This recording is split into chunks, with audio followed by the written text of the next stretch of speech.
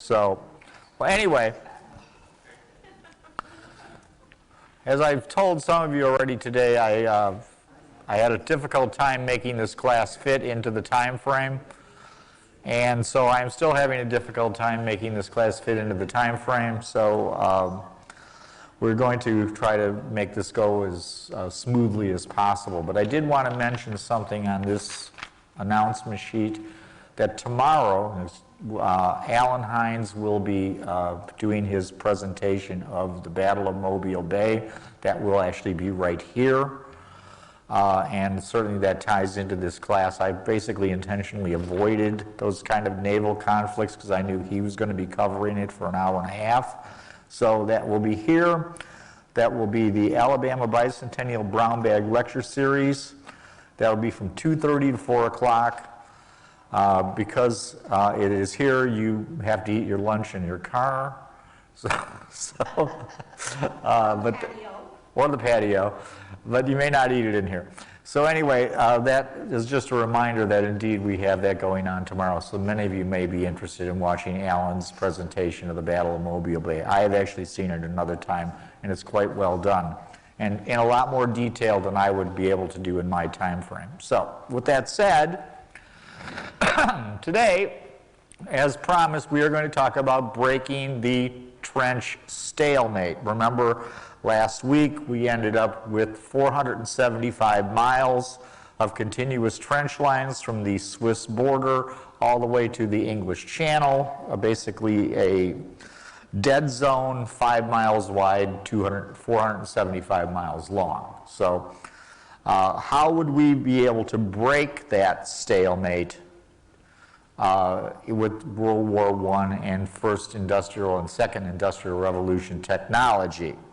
Well, the odds are that we're probably not going to be able to do that. But the fact of the matter is that we're going to try, and we're going to try different methods. I think probably the best thing to do just to start out today is to discuss what trench lines are like. Trench lines are normally, of course they vary over different areas, but normally what you'll see with the trench line is you'll have 3 lines of trenches.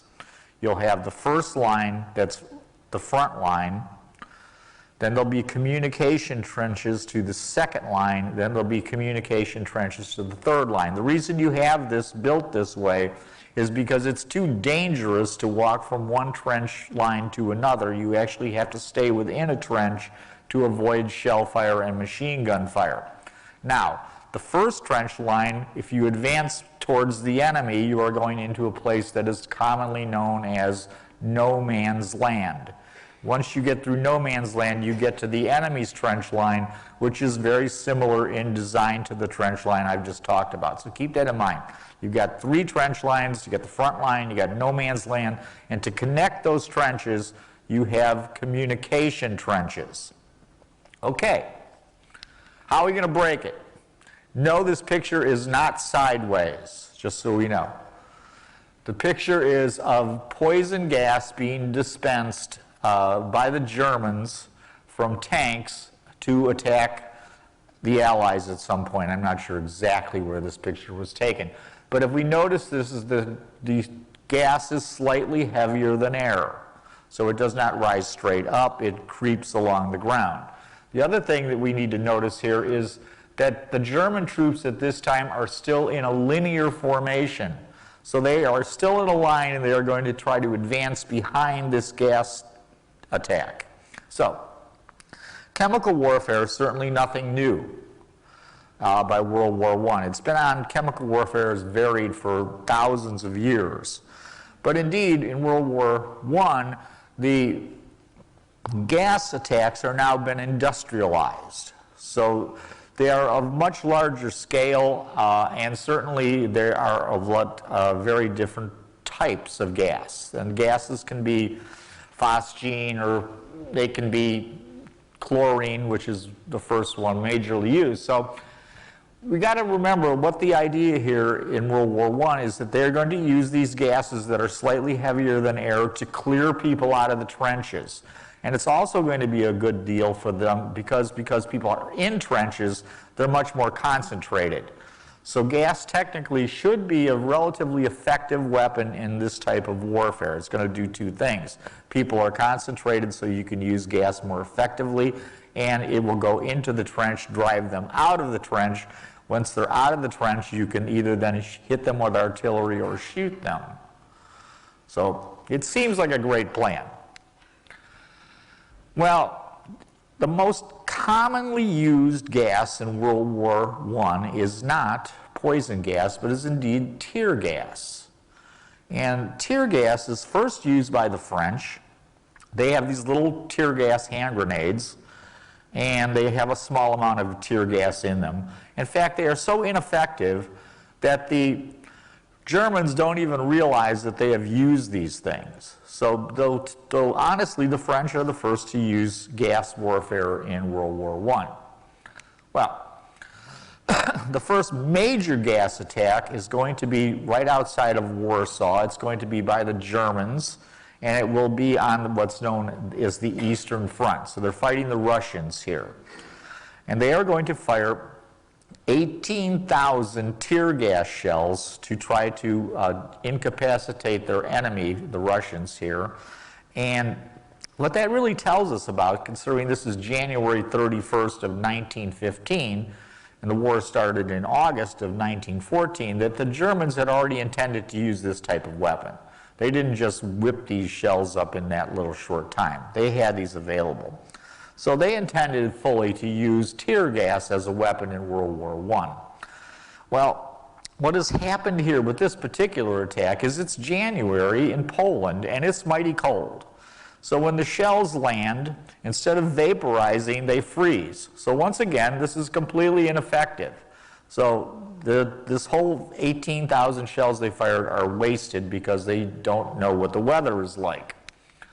Well, the first killing agent is going to be chlorine. Now, why is it going to be chlorine?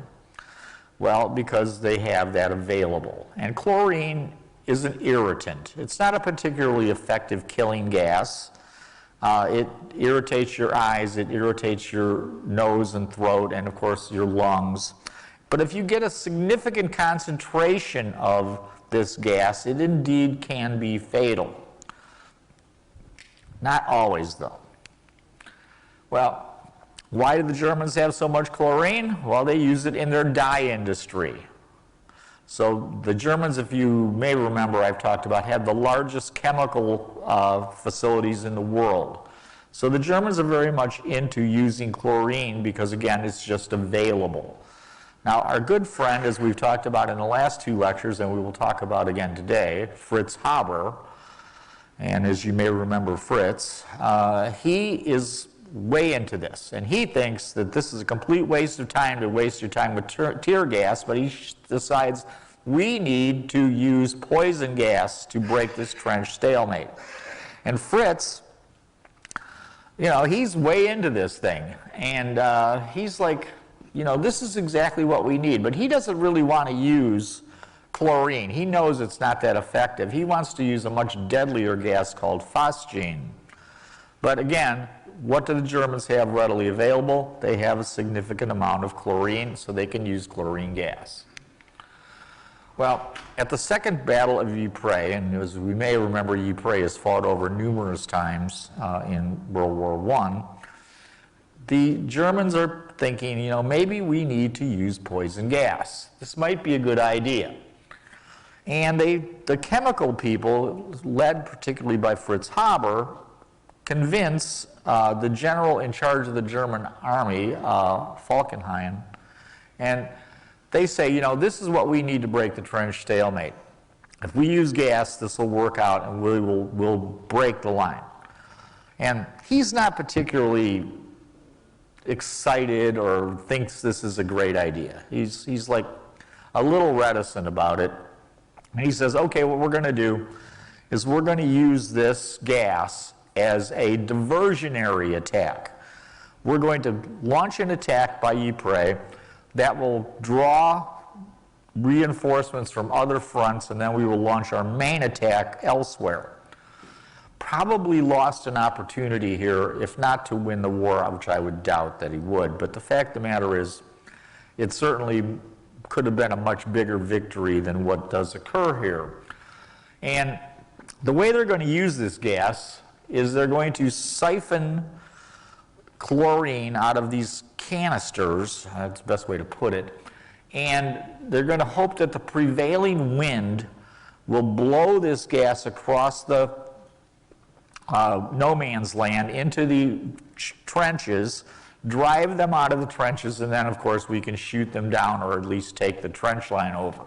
So that's really what their plan is, and they're going to use 5,730 of these cylinders.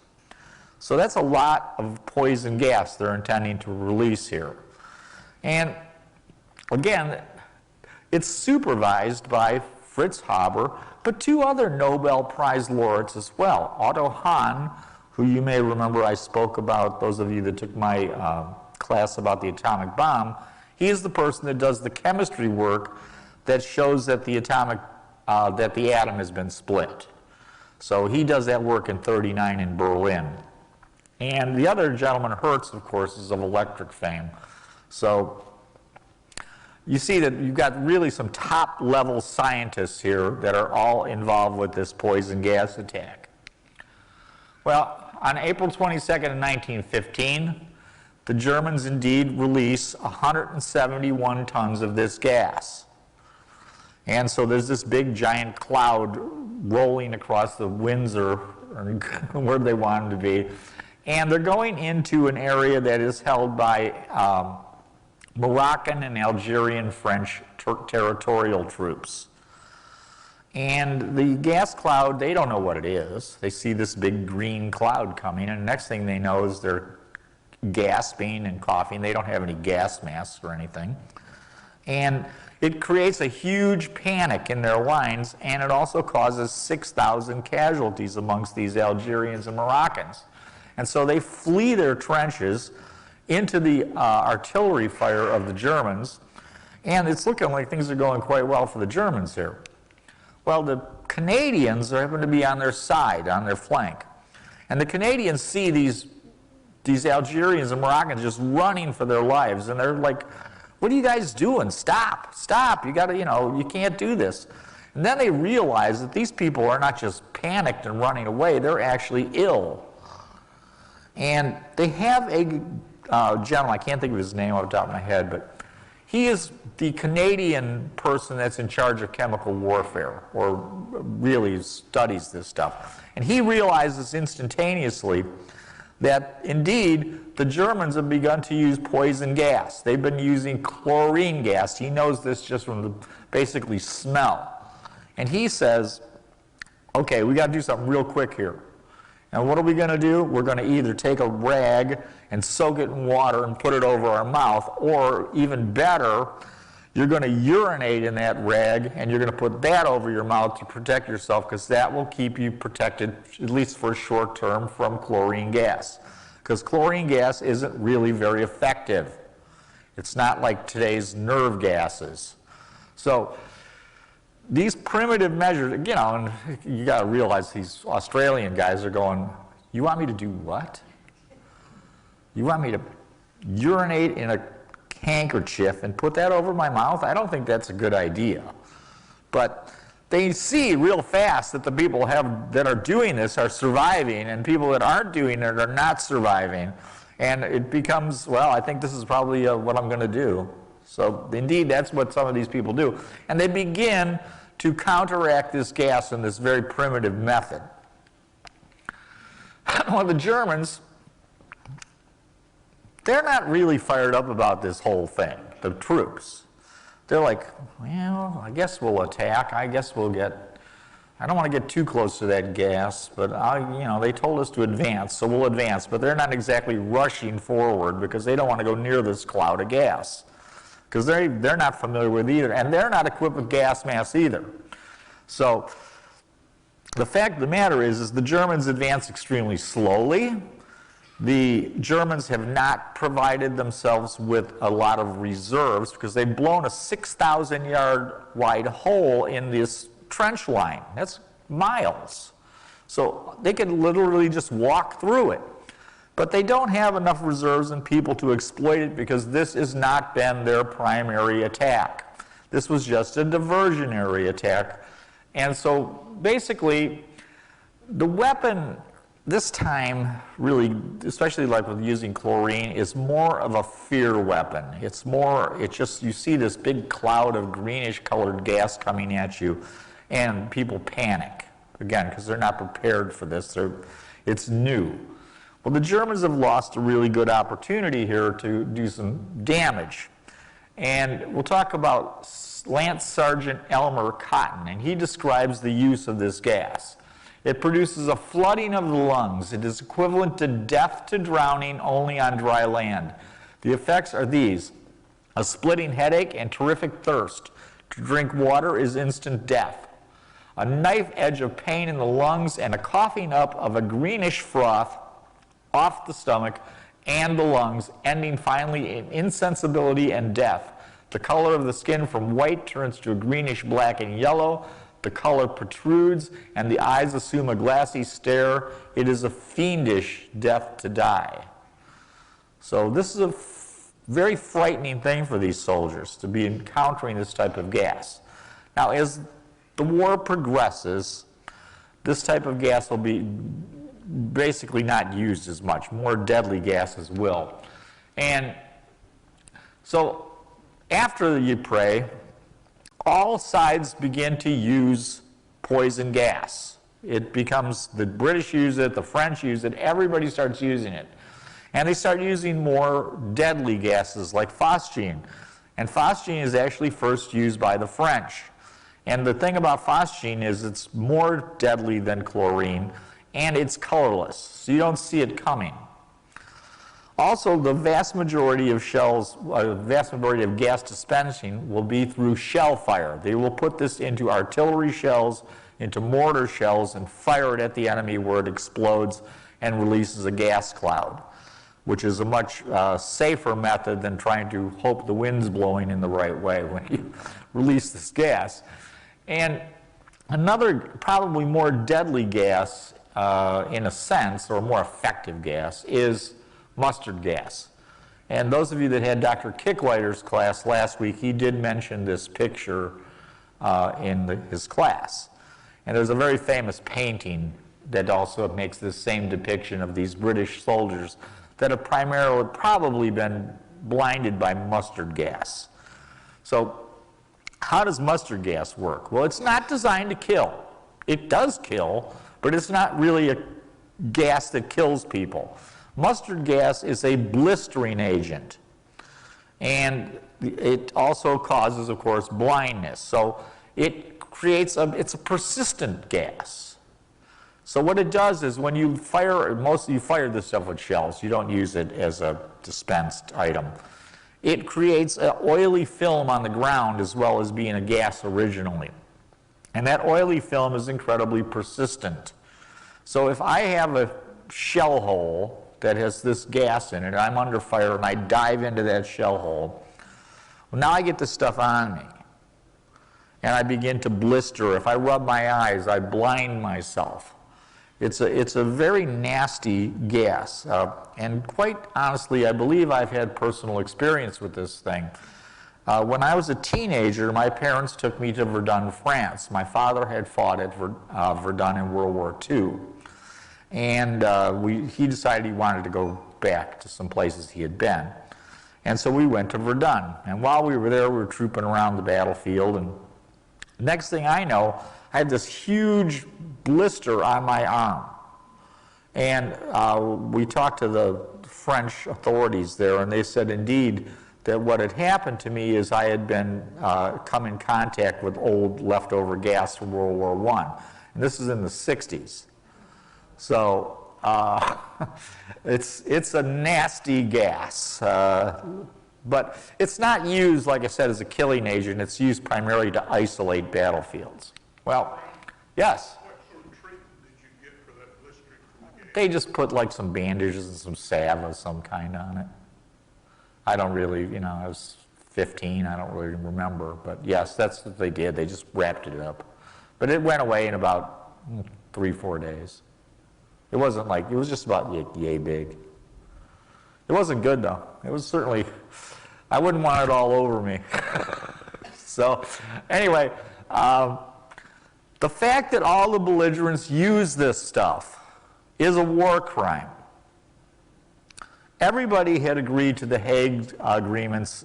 There's two of them, 1899 and I believe 1907. Yeah, 1907. And that outlawed the use of poisoned weapons. So indeed, all these poison gas weapons would fall under the Hague Convention, and indeed, they would be illegal. So, gas warfare, is it capable of breaking the trench stalemate? Not really. Because the fact of the matter is it's dangerous to your own troops. It can be counteracted relatively simply at this time. And of course, now we're going to issue gas masks and things like that. So will this break the trench stalemate? No. Is it an effective weapon in condensed areas? Yes, but it certainly isn't a breakthrough weapon. All right, the next piece is the attempt to use artillery to break the trench stalemate. And we may be familiar with Uncle Sam Wants You, but Uncle Sam Wants You was a copy of this gentleman, Lord Kitchener, who wants you to join the British Army. And that is an incredibly good mustache, I must admit. I think his mustache has more hair than my head. But, I mean, that's a mustache. But anyway, Lord Kitchener, as you may remember, the British Army is composed of volunteers. It's one of the few, the U.S. and the Britain are the only two armies that don't use conscription at this time. And he wants to raise a new army of 500,000 men, and they will be referred to as the Kitchener Army, the New Army, or less charitably, Kitchener's Mob. So he's trying to get this thing together, and you know, they come up with an idea. They say, you know, I bet we could get a lot more people to volunteer if we told them that when they volunteered, they would all serve in the same unit. So offices could basically join up, and everybody in the office would be in the same unit, and we could all be what they refer to as PALS units. And indeed, they do have the first one is going to be the London Stockbrokers Battalion. They form these things all over England, of these PALS battalions. This may not be the greatest of ideas when you have a lot of casualties. But the other problem with the Kitchener Army or Kitchener's Mob is they're not going to be particularly well trained.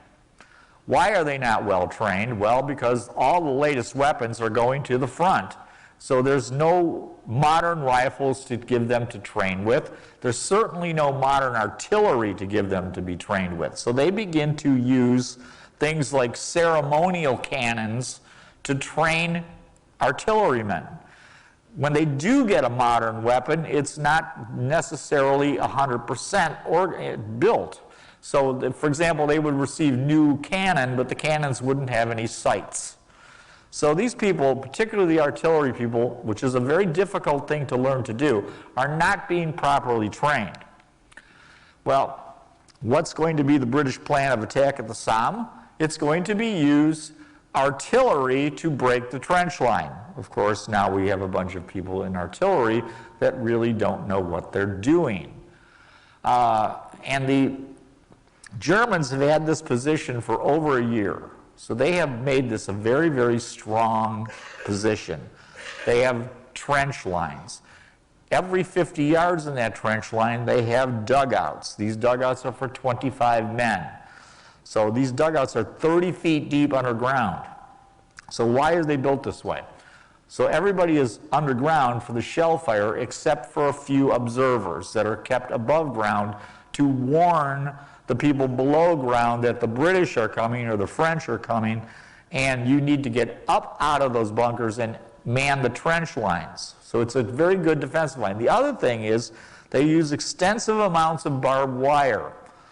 They use barbed wire in two lines. Some of these lines are 20 yards deep of barbed wire. So that's a lot of barbed wire to cover. So the German defensive positions at the Somme are extremely well built and well designed.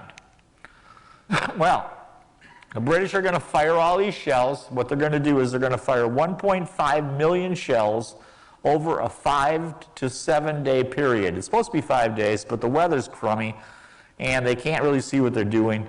So they decide to extend the artillery barrage another 2 days. So the Germans, though, because of this going on for 7 days, have a pretty good idea there's going to be an attack going on here. It's certainly not going to be a surprise. And they're using 50,000 artillerymen to fire this 1.5 million shells. So if we look that into perspective of Wellington's army at Waterloo, he had 60,000 men total. Just at this battle, we're going to use 50,000 men to just fire artillery shells. And the thinking is this will destroy the German trenches and people can just walk through. Well, the first day objective, and this, you can see this map, this line here is the first line of trenches, the second line of trenches, and the third line of trenches of the Germans. So the first day expectation is they're going to capture not only the first line, but the second line, and they're going to have very minimal casualties because this artillery fire is going to solve their problems. In fact, General Haig, the British commander, is so confident of this that he has decided that he's going to have 3 cavalry divisions in reserve, and these cavalry divisions are, once the hole is blown in line, they're going to march through, ride through, and begin to get into the Germans' rear area. Well, the artillery plan is vastly more complicated than the infantry plan. Unfortunately, we got a bunch of untrained guys using this. So the artillery plan is going to have to hit what are known as indirect targets. So in other words, a direct target is I can see what I'm shooting at and I shoot at it. An indirect target means I'm firing at something that's perhaps over a hill and I have to use observers to hit that target. I may not even know where that target really is. I'm just making a supposition that I know that I want these shells to land. Well, these people aren't real well trained, so they're going to have a very, very tough time doing this. The French actually do better in this attack. They're part of it because their artillery fire is at positions that are on the front slope of hills. They can see better. So the French artillery does a much better job at the Battle of Somme.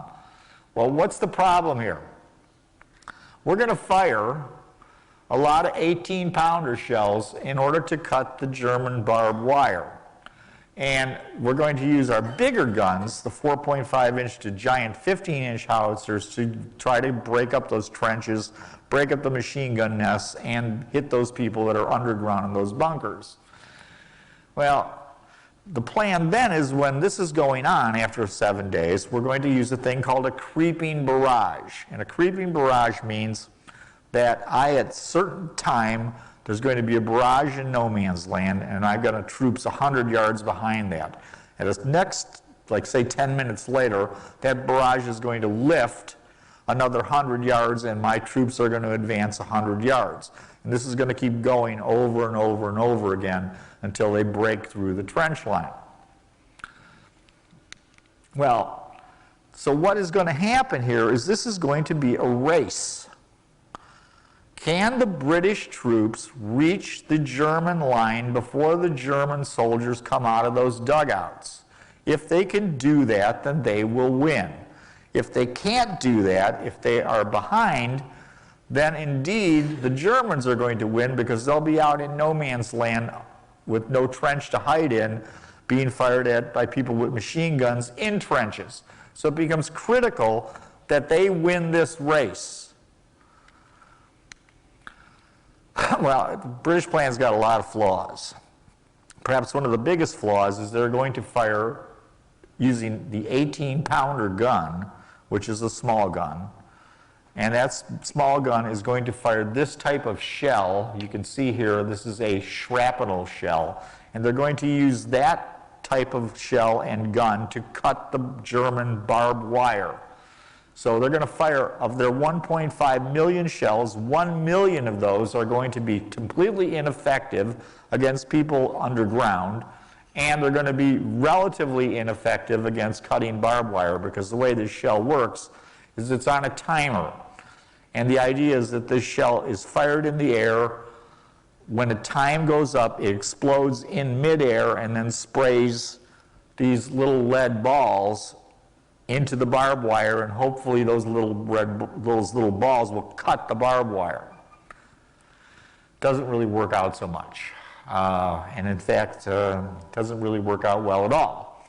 Well, if the British advance is slowed, then they're going to lose that race to get to those trenches before the Germans come out of their dugouts. The next piece is going to be those bigger shells. So we have 500,000 of those fired by weapons like this, which you can see at the Imperial War Museum, this 9.2-inch howitzer. So you got 500,000 shells you're going to fire, which is equivalent to 12,000 tons of shells. But the amount of explosives in those shells is vastly smaller than the weight of the shell, because it's going to be fired out of a cannon. The shell needs to be very strong, and so the amount of explosive power you can put in that shell is very low. So for example, this gun fires a 290-pound shell. Depending on what type of shell it's firing, it only has 25 to 40 pounds of explosives of that 290 pounds. So if we look at John Keegan, he'll make this clear. Of the 12,000 tons of weight of shell delivered by the German-occupied area, only about 900 tons represented high explosives. Well, they're firing at an area, the British, that's 25,000 yards long by 2,000 yards deep. Well, when you do the math on that in 900 tons, you've come up with 1 pound of explosive per every 10 square yards you're trying to attack. So this is going to be completely ineffective. It's not going to do what they needed to do at all. Even in World War II, Operation Goodwood and Operation Cobra, where we used bombers to drop bombs onto the Germans in Normandy to break through their line, even in there, the Germans still fought back. And that was vastly much larger and much more explosive power than what the British were capable of doing at this point. Well, so much is made about the British infantry, these PALS battalions, basically leaving their trenches, wearing a 60-pound pack in long linear lines, and some people were known to be kicking footballs, following behind this barrage of fire, thinking that this is going to be a cakewalk. Well, what happens is they get to middle of no man's land and they can't find a way through that barbed wire. That barbed wire is completely, well, not completely, there's areas that are gaps, but it's not nearly blown away like they thought it was going to be. And they're out in the middle, now think this through, you're out in the middle of a no man's land, and the creeping barrage is right ahead of you and everything's going well. You come to the wire and you can't get through the wire. And then the creeping barrage moves forward. You're still at the wire. The creeping barrage moves forward again. You're still at the wire. You're out in the middle of nowhere. You don't have any capability to call that artillery fire back. There's no communication with those people. So what's going on is you're stuck out in the middle of no man's land, and that barrage just keeps moving away. And you're going, things are going bad here. Because indeed, because of lack of communication, there are no radios for these people. They can have no communication whatsoever with this artillery fire. It's all done by time. So it's going to be really bad for the British. And then what happens too is one of the British generals realizes that he's got to get more troops up front quickly. He decides not to use those his troops are in the second trench line, the British second trench line. And he's got to get them into no man's land and to the Germans as quickly as possible. He decides, don't use the communication trenches, just get up out of the second trench and run across to the first trench and then get into no man's land. They're still within range of German machine gun fire. And so these people are mowed down too. They never even get to no man's land. This whole reserve area is destroyed before they can even get to their own trenches. Yes? Who was the general that did that? I can't remember his name. I could tell you next week. I just forget off the top of my head. It wasn't Harper. You remember what became of him? I certainly don't think it was good. But you never know in World War I. A lot of bad stuff goes on and people still keep their jobs. But anyway, I'll let you know. I can look that up pretty quickly. So these guys don't even get to no man's land and they're mowed down. German machine gunner says, when we started a fire, we just had to load and reload. They went down in their hundreds. We didn't have to aim, we just fired into them. Well, that brings us to J.F.C. Fuller again, the famous British military historian after World War I. And he said, and I mentioned this previously, that the machine gun was the essence of infantry. A machine gun was equal to 40 people. It's actually more than that. The machine gun is more like a lathe or a press. All you do is feed this thing raw materials and then just move it back and forth, and it puts up an impenetrable amount of firepower. We'll talk about John Keegan again in Face of Battle, and he says the machine gun had not so much disciplined the act of killing, which is what 17th century drill had done, as mechanized it and industrialized it. Well, what does he mean by that? We talked about this last week. When infantry was trained in the 18th century and into the early 19th century, they were trained to fire all at one time, didn't need to really have marksmanship. Then they were to bend down, reload. The people behind them would fire over their heads. They would bend down and reload. Then people behind them would fire, and that would provide continuous fire. Machine gun can do that all by itself. It's just a machine. Just feed it raw materials, bullets. So the failure of the artillery at the Battle of the Somme by the British causes the worst day in the history of the British Army.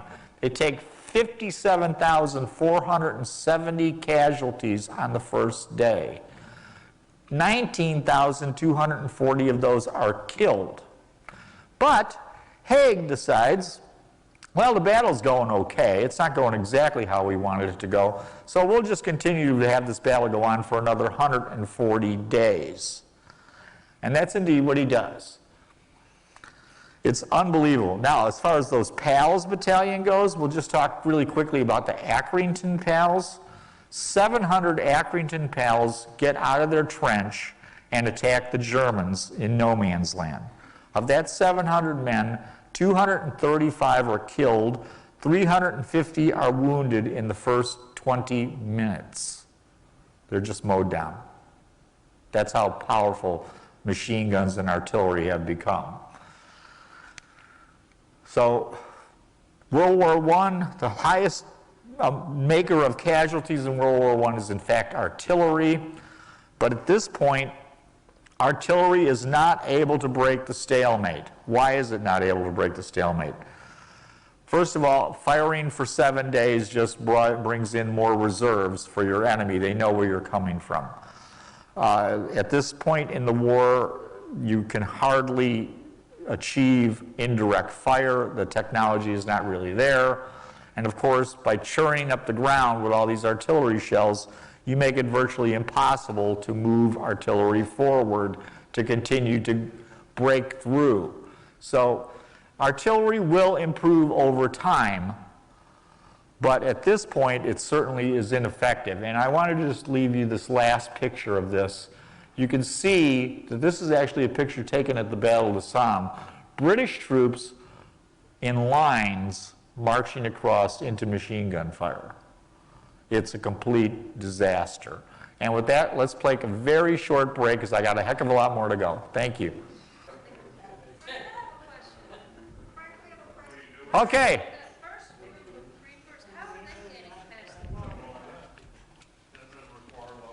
Say that again. The first group that's creeping, how do they get past the barbed wire, the guys behind them? They don't. Oh, I thought the guys behind them hit the barbed wire. No. The creeping barrage is for they're following behind. The infantry's out of their trenches, and they're following, the first guys are following the creeping barrage. Okay? And when they get to the barbed wire, they can't stop the creeping barrage. It just keeps going to the next position and keeps moving forward, but they're not moving forward. They're stuck in the middle. The first barrage does not No, it doesn't cut it. It's ineffective. We're going to talk about that right now. Okay, barbed wire. Where it is. Hey, see? Right there. Anyway, so barbed wire is invented in Illinois in, I believe, in 1874 or 76. It's designed to keep cattle in place. And it's very effective at doing that. It's also found to be very effective to be used in military circles. They use it at, for example, the Spanish-American War. They use it in the Second Boer War. The Japanese and the Russians both use it in their war in 1905. So barbed wire is nothing new by the time of World War I. It becomes a fixture in World War I. It's certainly everywhere they're going to use it. The idea is the fact that it's very cheap, it's easy to repair, and it's highly effective. It's much more effective than chevaux de frise, which we talked about, the spikes that were used at Petersburg in the American Civil War. So it's a very effective thing, and it's really cheap. And the fact of the matter is, if you don't get through the barbed wire, infantry attacks fail. We'll talk about George Coppard here, who was at the Battle of Somme, and he goes, many of the 37th Brigade were strung out like wreckage, washed up to a high water mark. Quite as many died on the enemy wire as on the ground, like fish caught in a net. Well, barbed wire isn't easy to destroy. We saw that the British 18-pounder shells firing shrapnel doesn't destroy it, and the typical shell that's fired in World War II or World War I, even larger shells, don't destroy it. And again, we'll talk about George Coppard. How did our planners imagine that Tommies, having survived all other hazards, and there were plenty in crossing no man's land, would get through the German wire? Who told them that artillery fire would pound such wire to pieces, making it possible to get through? Any Tommy could have told them that shell fire lifts wire up, drops it down, often in a worse tangle than before. So again, it's ineffective to destroy barbed wire. Something is needed to get through it. Well, we see what that thing is going to be right here, and that is going to be the tank. The tank will be used to get people and weapons across no man's land, able to withstand rifle, machine gun, and shrapnel. All right, so few people realize at the beginning of World War I that the answer to these problems is available. And the answer to these problems is the internal combustion engine. The same engine that's in your car will solve the problems of getting across that battlefield. And it will take the place, for example, of cavalry, and it will loosen the grip of the machine gun on the battlefield, because now you will be in an armored box being transported. The first actual use of a track that's patented is this thing, the Lombard Steam Log Hauler. It is created in Maine. It is made to haul logs in winter. You may notice that it has skis in front. It is purchased, the patent is purchased by the Holt Tractor Company. And they also purchased patents from a company in England called Hornsby. Holt then decides that they're going to make tractors to haul artillery. And several thousand are actually used in World War I of these Holt tractors. Well, of course, the needed innovation to get through the battlefield is going to be an armored thing that is driven by an internal combustion engine and has tracks. And we would look at that as an armored fighting vehicle or a tank, but they also need to be able to crush barbed wire and cross trenches, which is not a problem. It's a different type of problem, really. Well, there's a Lieutenant Colonel Swinton, and he's a British war correspondent for the British Army.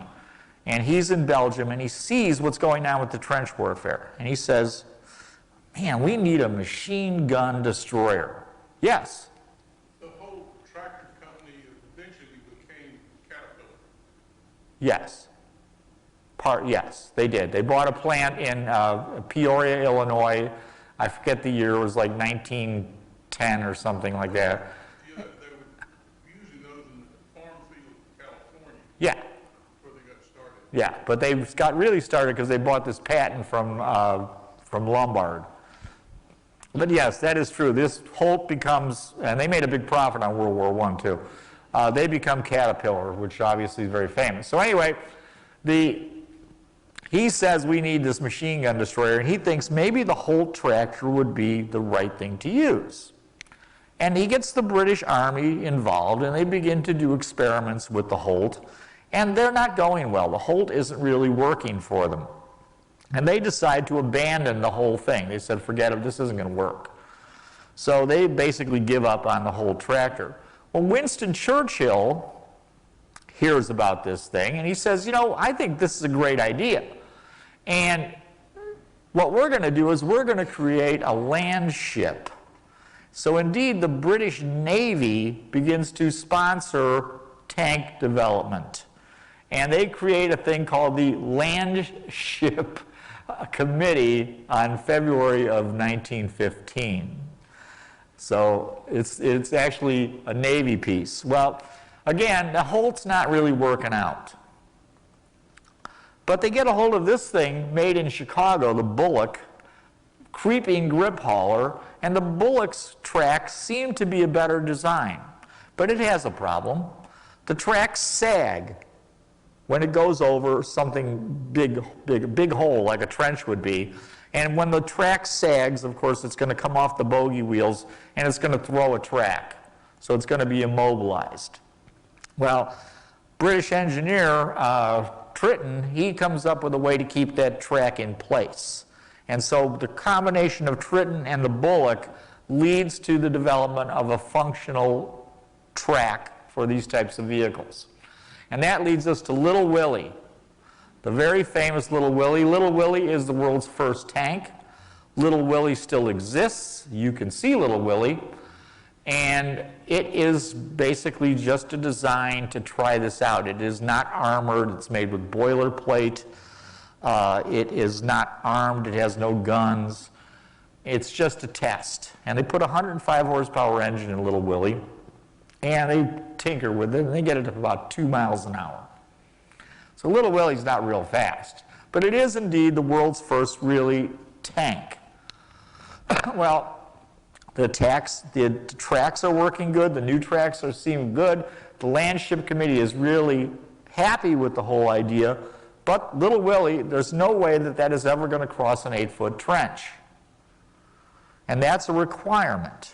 So what we need to do is we find a new way to cross trenches with Little Willie's design, and what they will do is they will make a rhomboidal design, and that will be called His Majesty's Land Ship Centipede. Kind of a long name. So most people just refer to it as Mother. So Mother actually is going to be the first real tank that is used in battle, and it's created in January 29th of 1916. So in less than a year, they go from nothing to having a combat-ready, in their opinion, questionable, vehicle to be used on the Western Front. They order 100 of these Mother tanks, which will be known as the Mark I, and it looks like that. Now that baby will cross a trench. There comes in 2 models. It comes in a male model that has 2, this is a male, it has 2 6-pounder cannon and a couple, and I believe 4 machine gun. And then there's a female version that does not have the cannon, that just only has machine guns. And the problem with this thing, of course, is it weighs 28 tons. It is powered by a 105 horsepower engine. To put that in perspective, my Honda CR-V weighs less than 2 tons, and it is powered by a 180 horsepower engine. So these are a bit underpowered, to say the least. On the absolute best conditions, they're capable of a little less than 4 miles per hour. And because these engines and transmissions are trying to haul 28 tons around, they are extremely liable to break down. It's a huge problem. The armor is only designed to stop a regular German Mauser bullet or a machine gun bullet. It will not stop a type of bullet called a K bullet, which has got a little bit of armor penetration capability, which is also fired from these same guns. But the plates are just bolted together. So if you put a bullet right on that seam of that plate, there's a good possibility that a little bit of lead is going to squirt through that crack. So the people that actually were inside of these things would frequently wear chainmail armor on their faces to prevent that lead from squirting and hitting them in the face. So it's kind of interesting, I think, that you would be wearing armor inside a tank, but indeed that's what they would do. Well, the other problem with these, and you can see one of these really well if you go to the Patton Museum at Fort Knox. You can get inside, almost get inside the thing, really. And you can see that the engine is right inside the tank with the people. So like your car, your engine is under the hood and you're in a separate compartment. No, not in these. The engine's right there with you. So of course it's hot, it's causing fumes, and of course you're shooting guns, and that's causing more fumes, and people actually become very ill inside these tanks because of all the fumes and heat.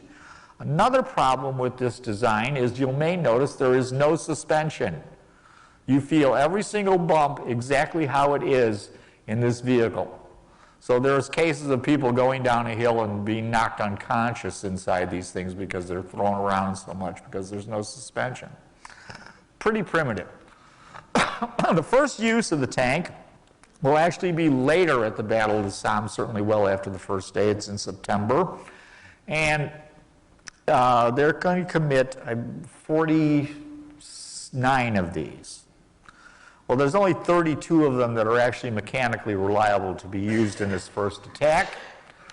And what happens then is, of that 32, most of them either break down or get stuck in the mud, because remember, the battlefield's all churned up with shell holes and it's very wet, and they get, basically, you don't have enough power, and they get stuck. So only 9 of these vehicles actually go into the attack. Those 9 vehicles, though, are extremely effective. The Germans have never seen anything like this. They're scared to death. I mean, all of a sudden, out of the fog, this giant steel monster is coming at you, and you're shooting your gun at it, and the bullets are just bouncing off. It's having no effect. And the Germans begin to run away. But again, there's only 9 of these. Well, Churchill and Swinton and even the French have said to Haig, don't use this tank now. Wait till we have a lot of them. Wait till we train people properly. Let's use them in a mass attack. They choose not to. He chooses not to do that. And of course, much like poison gas, the shock effect of this new weapon is lost.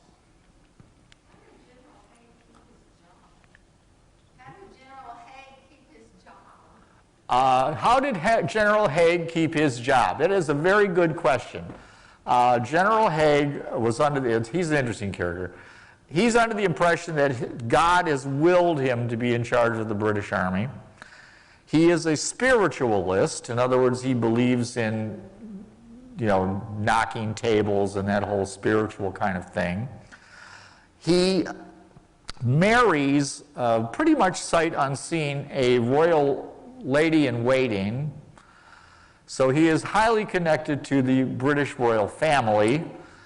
So yes, he keeps his job. Yes, Ellen. The chlorine blinding, was that permanent or was it temporary? No, they would wash it out. Okay. So Yeah, mustard gas could be completely incapacitating. okay, but it wasn't permanent blinding. Well, it could, I mean, if you got enough of anything, but generally it would go away in a few days. Same with mustard gas. If you didn't get too much of it, Hitler was blinded by mustard gas, for example. So generally, gases aren't real effective. They really aren't.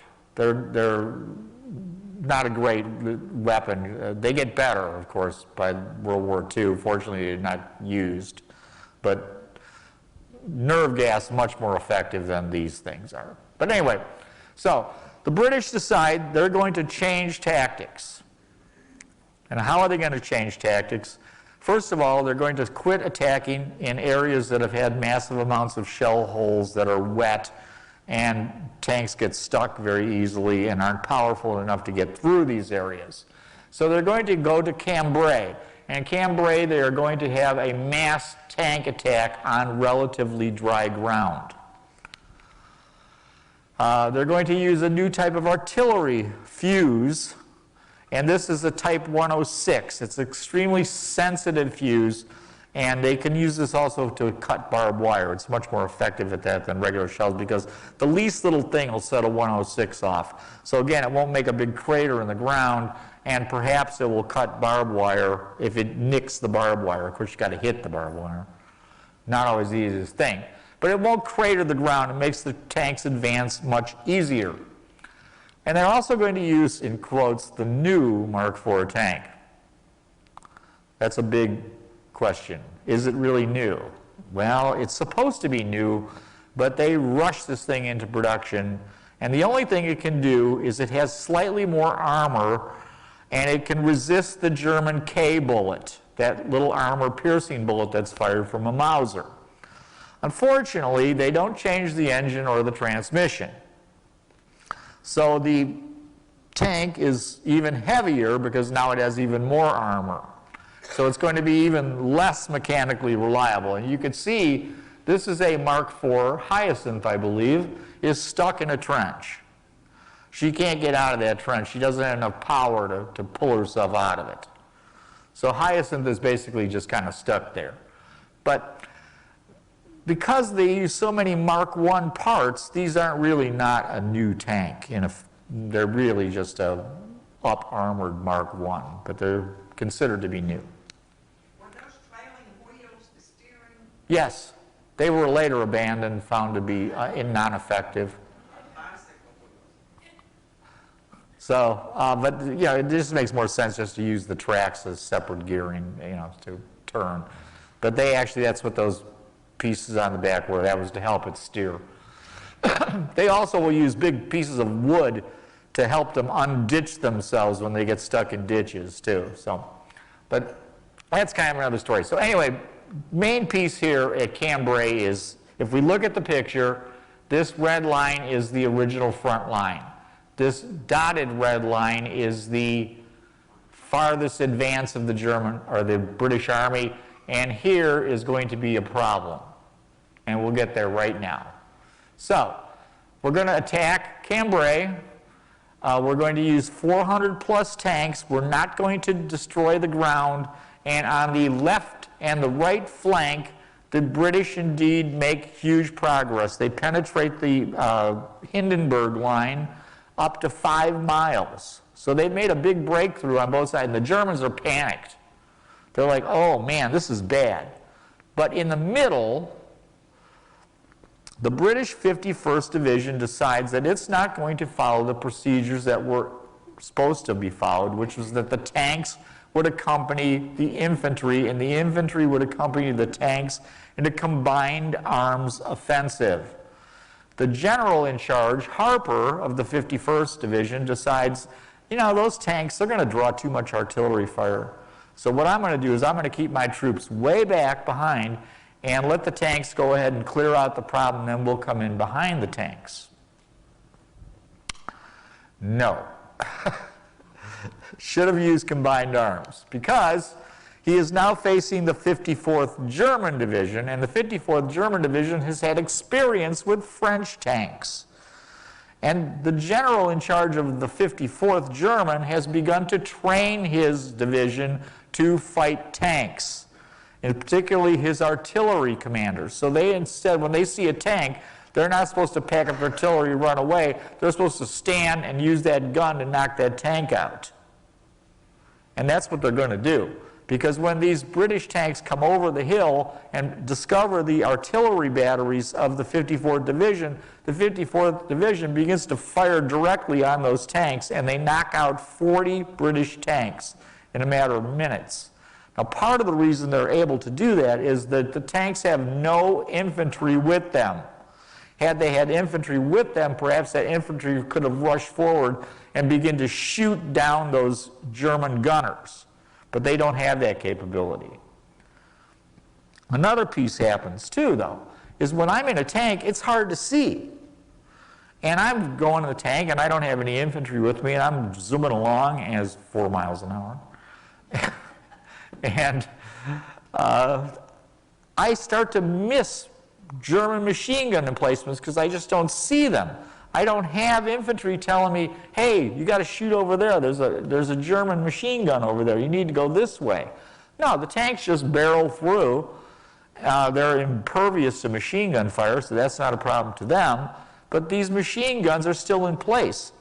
So now when the 51st Division comes marching up way behind these tanks, the machine gunners all pop up and start mowing them down. So once again, not using combined arms makes a huge difference because the entire center of the British line doesn't advance as far as the two flanks. And so that allows the Germans more time to bring in reserves because, again, they're very frightened by this offensive. It's pretty effective. So of that 470 tanks that go into battle, 180 are out of service after the first day, so they've taken a lot of losses. But only 65 of those have been destroyed by gunfire. 71, I believe it is, have suffered mechanical breakdown because, again, they don't have a good engine or transmission. And 43 have ditched. They're stuck in the mud.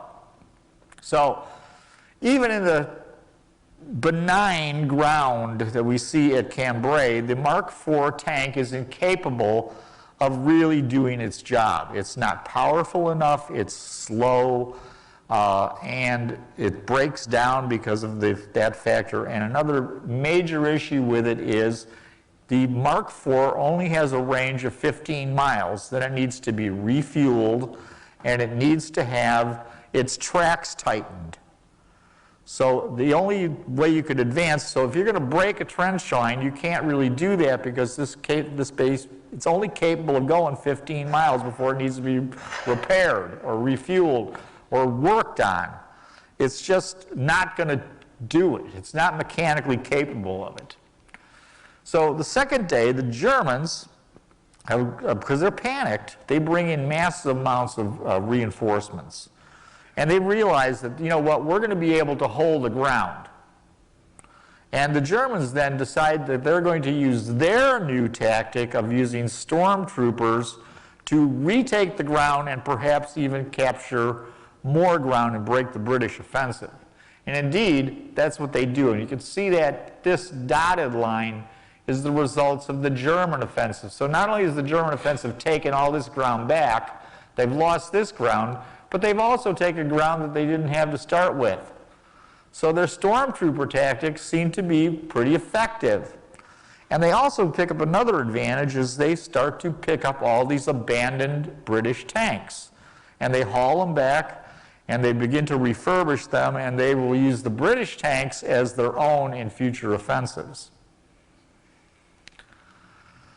Well, both sides come to a conclusion after Cambrai.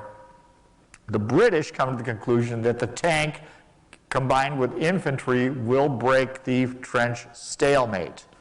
The Germans come to the conclusion that their new stormtrooper tactics will break the trench stalemate. Neither is correct with the technology available, but still, that's what they come to believe. Well, the Germans do create their own tank. It is this thing, the A7V. It certainly isn't going to cross a trench. It's certainly not going to be very useful in rough terrain, but it certainly makes a heck of a nice mobile fortress. They only make 20 of these. They don't really have the capability to, industrial capability to make a lot of tanks, considering there are other pressures that are under from, they don't have the surplus capacity that certainly the Entente in the United States has to make tanks. But they make this one, they make 20 of these. They're not all exactly alike, but you can see that they're an odd design at best. Well, the French come up with this one, which is the Renault FT, which becomes what most people believe the first modern tank. And the Renault FT has a rotating turret. It looks like a tank, and it's actually the tank that George Patton first served in World War I. And they make 3,700 of these, so this soldier's on a long time after World War I. A quite successful design. Well, tanks have made tremendous amounts of strides in the quick amount of time that they've been deployed. Remember, they're not actually even purchased until 1916. And so by 1918, you can see the tanks have come a long way. But because of their limitations, they don't have the capability to break the trench stalemate. They don't go fast enough, they're not armored well enough, they are not mechanically reliable. And perhaps the biggest single issue is they have no capability to communicate. They can't tell their own headquarters, where are we? They can't call in artillery fire to help them. They can't communicate with infantry.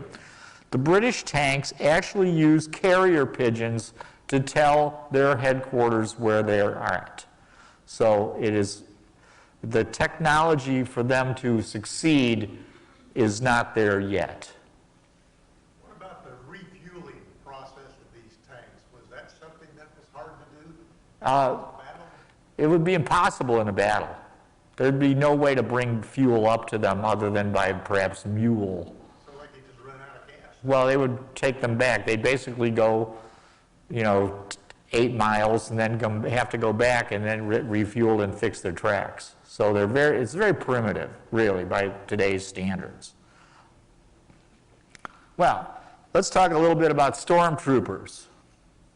The stormtroopers are really what we think of kind of as how modern infantry functions. They use infiltration tactics, they use maneuver and fire tactics, and the Germans basically are going to use these people as shock troops or shove troops, and the idea is they will be able to break the trench stalemate with these people. How are they going to do that? Well, simply, they take highly motivated, specially trained people. Instead of putting them into linear formations in companies, which can be 150, 200 people, they're going to break them down into a mode that we see as more normal, into platoons and squads. So these are going to be 10, 12 guys, 4 or 5 guys into specialized little groups. And with the use of better artillery fire, there sometimes now are gaps in trench lines, and they can try to slip through those gaps. So they're not going to fight in a battle, like in a line or take every position. No, they're going to bypass people. And the idea is for them to slip through, bypass, and begin to attack people from the rear. Do not get involved in strong points. You avoid those. The whole idea is to penetrate the line as best as possible using these small units. Then coming behind them would be larger units that will mop up the strong points that they bypass. So it really seems a lot like how we operate the military today in much smaller units. And of course, these people are going to be specially armed. For example, they're going to use the first submachine gun, that is what this gentleman is holding. That's a Bergmann MP-18. So now an individual soldier has a machine gun, something we can very well relate to today. They're also going to be equipped with flamethrowers. They're going to be equipped with lightened versions of larger machine guns that are more portable. I've seen one of these, actually, at the British Imperial War Museum, and it's not all that light. But it's certainly lighter than their regular Spandau machine gun. But I don't think I'd want to be lugging one of those around. But again, you can see more modern technology here with the types of weapons they're going to use. And these people are extremely successful in the German offensives of the spring of 1918. They almost break through to Paris again. So they come very close to breaking the trench stalemate. But unfortunately, as we've seen with everybody else, they don't have the capability to communicate. They can't communicate with their artillery. They can't communicate with their headquarters. Once they slip through a line, they're pretty much on their own. So that capability of combined arms and this type of a troop formation will certainly see how we change things in World War II, where you will have groups like this, plus tanks, plus armored personnel carriers, plus radios, which solves a lot of these problems. But this stuff isn't capable. They don't have it. Well, that brings us to artillery. And artillery is going to make huge strides from the direct fire weapons we saw early in the war to being able to do indirect fire. And one of the big reasons of that is that they're going to marry science with artillery fire. Hey, what a concept. So for example, there's a thing called registering your fire. So if I'm going to attack a position, I will start to have my individual guns register themselves so they know exactly where their shell is going to hit on that target. The minute you begin registration fire, though, you have tipped off the enemy that indeed, A, either you know where they are, or B, that's where you're going to attack. So registration fire immediately tells the defenders that indeed there's probably going to be an attack in that area. So the way to avoid and to have surprise is not to use registration fire. How do you do that? Well, you take each gun individually to a special range. You then calibrate that gun as an individual weapon, not as a type of weapon, but each individual gun is calibrated. So that gun becomes much more effective because you know where that particular gun's shells are going to go compared to the type of gun. So now science has been used there. You're going to use mathematics to help predict where these shells are going to fly. You're going to know what the weather is. How does temperature change how these shells fire? How does wind or rain or whatever affect these firings? And so basically you're going to use all that science capability to make your guns more accurate when they're fired indirectly. In other words, firing via map. You're going to do a couple other things. You're going to have, for the British, they're going to have sound ranging. So they put a microphone here and they put a microphone 3 miles to the right. They link them up electronically. When a German gun fires, they hear it. When it's the time it's heard on this microphone versus the difference that it's heard on this microphone, you can then compute where that gun is. So now you can try to locate hidden batteries. This it's primitive. We would, of course, use today radar to see the shells. But in fact, this is the best they can do at this time. They also begin to fit large Morse code, not voice, radios into aircraft, and those aircraft can communicate with the gun batteries, telling them basically where their shot is falling. They cannot communicate with the soldiers on the ground, but indeed they can communicate with the artillery batteries on a limited basis. So again, that becomes an improvement. They also do another thing, is they start to have artillery specialists that are basically orchestra conductors of artillery fire. The Germans use a Lieutenant Colonel Bruckmüller. And Bruckmüller, he actually is coordinating the artillery fire of entire army groups. It's just a lieutenant colonel. But he is a technician. And he comes up with ideas like, we are only going to use indirect fire. We are never going to use registration fire. Once we start firing, we can begin to correct it.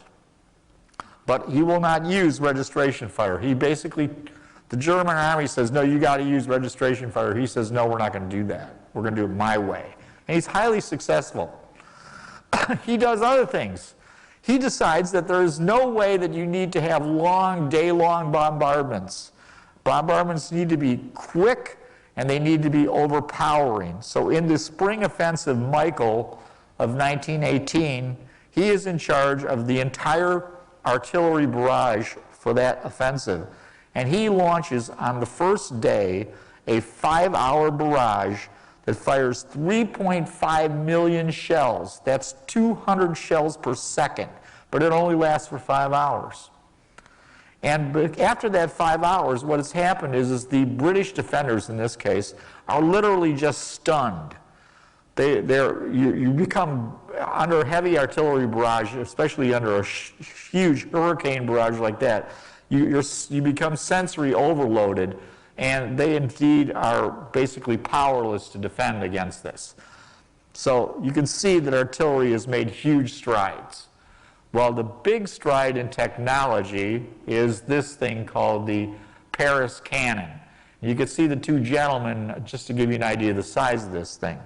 The Paris cannon is able to fire an 8-inch shell 70 miles. It is an incredible technological development for World War I. It is so advanced that when it shoots its shell, it almost goes into outer space. It's the highest thing that humans have ever put in the atmosphere until the V-2 rocket is developed in World War II.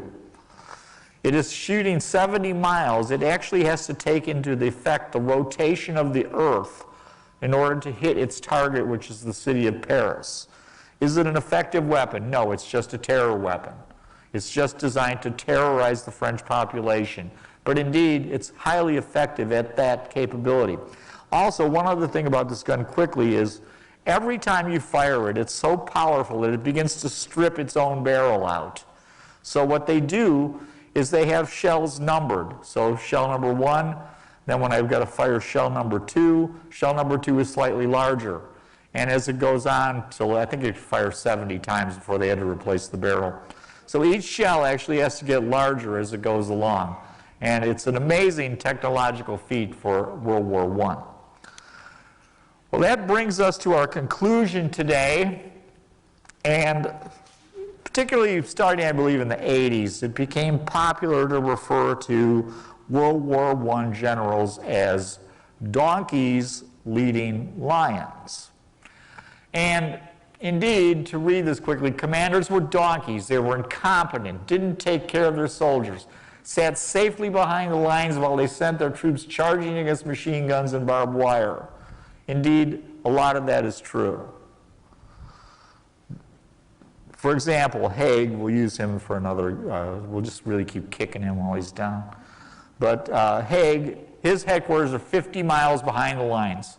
He is referred to generally as what's called a chateau general. He never leaves his chateau to see the front. He stays, he eats well, he sleeps in a clean bed every night, he takes his horse for rides. But the question is, in this technological age, is it really right for him to be at the front line all the time? Because he should more likely be more effective if he's somewhere where he can receive communications from these giant armies. Yes, indeed, that's true, but it has a tremendous amount of morale factor, the fact that these people do not go and see the troops at the front hardly ever, if at all. So they're always in their chateau, and believe me, the troops know that. They're not stupid. So the question really stands as, should you be in the front all the time? Should you be in the front of line never? Or for proper leadership, should you be somewhere in between those two numbers? Probably for morale purposes, somewhere in between is the correct thing to be doing. The chateau generals do not do that. But John Keegan is going to make a great point in regards to these people, and let me just read this quickly. Robbed of the ability to communicate once action was joined, they, the generals, sought to overcome the obstacles and accidents that would inevitably arise in the unfolding battle. Plans were drawn which laid down minute-by-minute maneuver by the infantry and almost yard-by-yard concentration of artillery fire in an attempt not so much to determine as to predestine the outcome. The attempt was, of course, vain. Nothing in human affairs is predestinable. Least of all, the exchange of energy is fluid and dynamic as a battle. While battle-altering resources, reliable armored cross-country vehicles, portable two-way radio lay beyond their grasp, and they did so tantalizingly only in development time to be measured in a few years, the generals were trapped in the iron fetters of technology all too adequate for mass destruction of life but quite inadequate to restore to them flexibility of control that will have kept the destruction of life to bearable limits. So indeed, because they don't have radios, because they don't have reliable armored vehicles, they are trapped by the technology that is so strong for the defense, but yet so weak for the offensive. And thank you for coming today. Yes, yes. The Kaiser sat at Spa, Belgium the whole war, basically, and never really had much to do about it. So thank you all again for coming.